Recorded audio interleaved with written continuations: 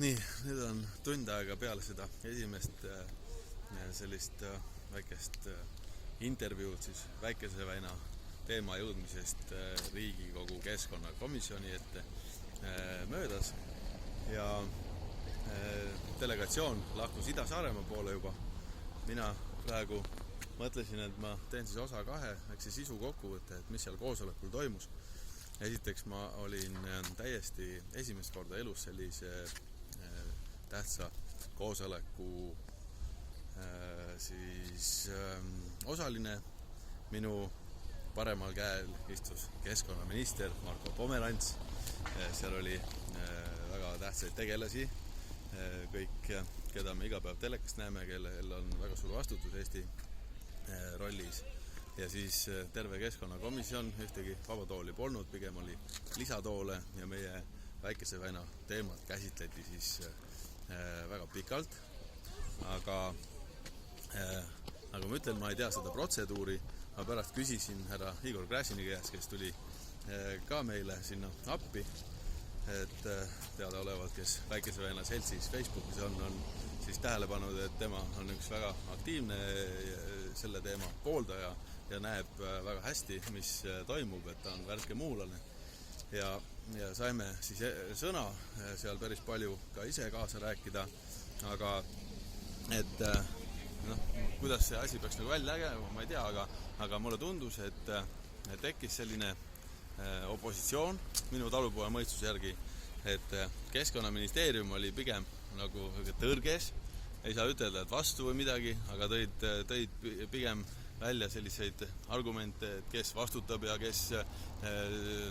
teeb, kui palju maksab ja muidugi absoluutselt põhjendatud argumendid, aga et ju poliitikas nii käib, on siis opositsioon ja koalitsioon, aga et siis keskkonna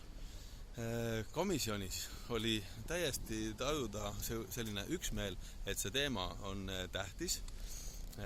Tuleb siis seedida seda ja ma arvan, et nüüd nädala jooksul me saame uut infot, et protokoll saadetakse siis avalikult üles sinna, kus ta peab jõudma ja siis me saame sealt lugeda, aga igal juhul praegu olid ikkagi üksmeelel kõik need, et see teema on tähtis, et ta mõjutab kohalikku kogukonda, tervet Ida-Saaremaad. See on väga-väga tähtis ja terves Läänemere regioonis väga unikaalne ja ainulaadne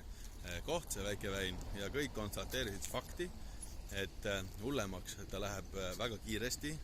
mida rohkem see roostik seob tahkeid osakesi, mis seal ringi hõljuvad tuultega, siis seda kiiremini see ala sealt merepind siis väheneb, maismaapind suureneb ja ühesõnaga esimene suur samm on tehtud, nüüd vaatame, mis edasi saab, loodame hoida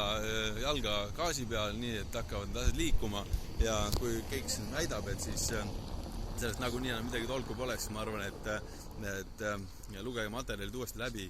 kõik uuringud ütlevad, et sellest midagi halba ei juhtu, kui need avad sinna tehakse, Väikese-Väina hoiuala uuring ja siis teised uuringud, aga on siis kesiste või tähendab siis vastavalt püstitatud küsimusele vastava uuringu põhjal siis tehtud sellised, et paraku on siis prioriteedi hinnatud